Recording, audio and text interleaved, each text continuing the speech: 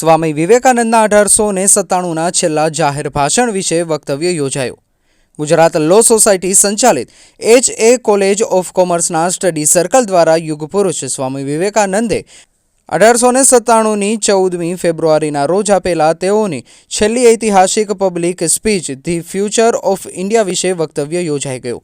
આ પ્રસંગે કોલેજના પ્રિન્સિપાલ સંજય વકીલે કહ્યું કે ગુલામ દેશના લોકોએ સર્વસત્તાધીશ એટલે કે શાસક કરતા બનવું પડશે। આજથી 50 વર્ષ સુધી ભારતના નાગરિકોનો એક જ અવાજ હોવો જોઈએ, એક જ સૂર હોવો જોઈએ। આપણી ભારત માતા, આપણા બધા જ દેવોને ભૂલી જઈ અને માત્ર ભારત માતાની આરાધના કરવી જોઈએ।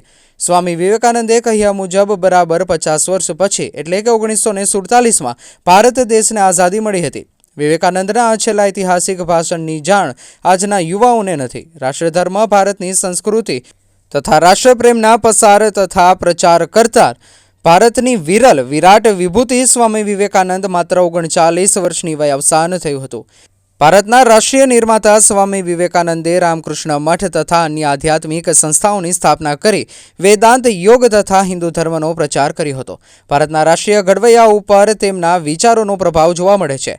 કોલેજના સ્ટડી સર્કલના કોઓર્ડિનેટર પ્રાધ્યાપક પાયલ ત્રિવેદીએ કાર્યક્રમનું સંચાલન તથા આયોજન કર્યું હતું। પ્રાધ્યાપક ચેતન મેળાવડાએ આભાર વિધિ કરી હતી। Bureau office, Gandhinagar.